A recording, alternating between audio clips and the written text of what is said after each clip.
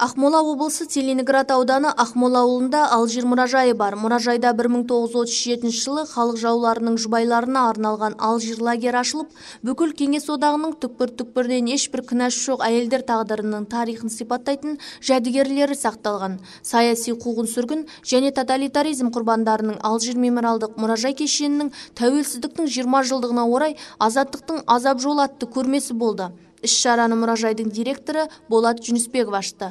Көрме ата-баба арманы бөлімінен тұрды.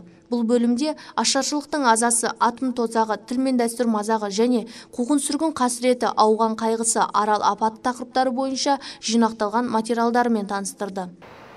31 мамырды егер жылда біз саяси қуғын-сүргін құрбандарын еске алу күні деп атап жүрсек, биыл саяси қуғын-сүргін құрбандарын және ашаршылық құрбандарын еске алу күні ретінде бірінші рет атап өтілетін болды.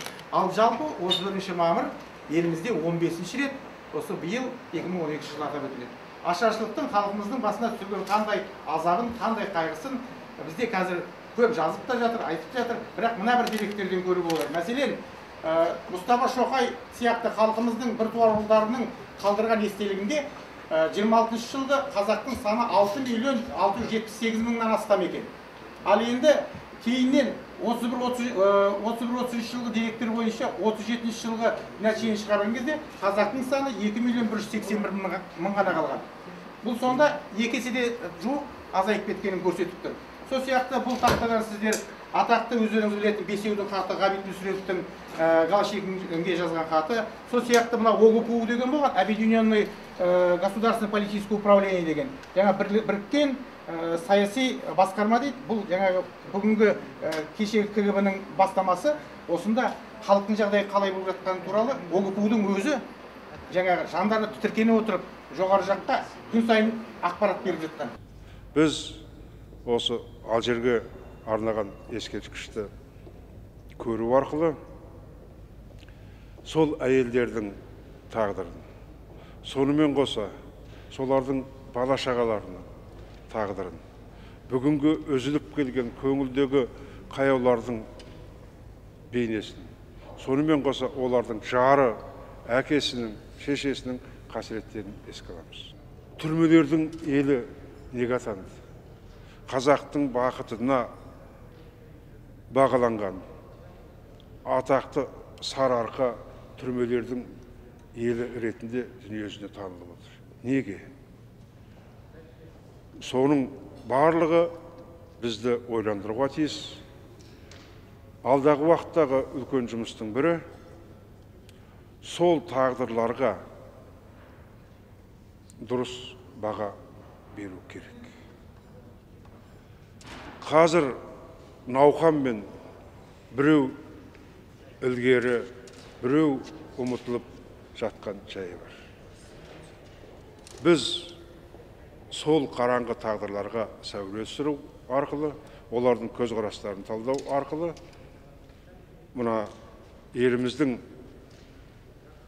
идеологиясын, тағдырын бүгінгі ертеңгі ұрпаққа жеткізу керек деп есептеймін.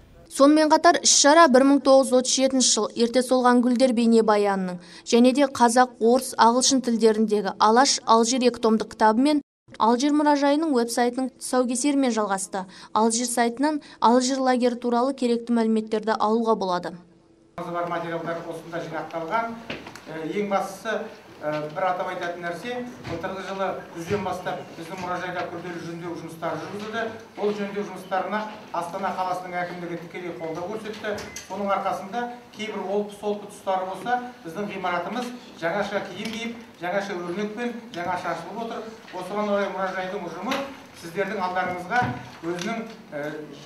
өз тарапынан жасалған жаңалықтарын ұсынуды жөн көрді. Бірінші ол жаңа өздеріңіз қараған азаттықтың азапты жолы, орысшасын айтқанда сквозь муки ада деген кіші зал, көрме залы. Онда біздің қазақтың басынан кешкен барлық жағдайлары көрініс тапқан. Сонымен қатар екінші, мынау біздің электронды сайтымыз. Бұл қазақша, орысша және ағылшын тілдерінде 300 беттен астам орнымен қойылған. Үшінші бір бүгін тұсаукесер деп отырғанымыз, мына Алаш Алжир кітабының қолдарыңызда бар, барлықтарыңызға қазір таратылып келеді. 2 томдықта жалпы бұрынғы отан сатқандар әйелдерінің Ақмола лагерінің орнында орналасқанымен, мұнда негізінен тақырыбы жалпы бүкіл тоталитарлық жүйе. Соның отаршылдықтан бастап, осы Қазақстандағы негізінен ең іргелі мұражайдың біреуі осы, біздің тақырып бойынша осында көрініс тапқан. Содан кейін тағы бір көрсетсек, сіздерді таныстырсақ дегеніміз 37-ші жыл ерте солған гүлдер атты бейнебаянның көрсетілімін тамашалайтын боласыздар. Азаттықты аңсаған еліміз азапты аз көрмеген, сонау күнгі ата-баба аңсаған арманы бүгінгі тәуелсіздік болатын. Жетіқоңыр продюсерлік орталығы, Ақмола облысынан Әсия Орман.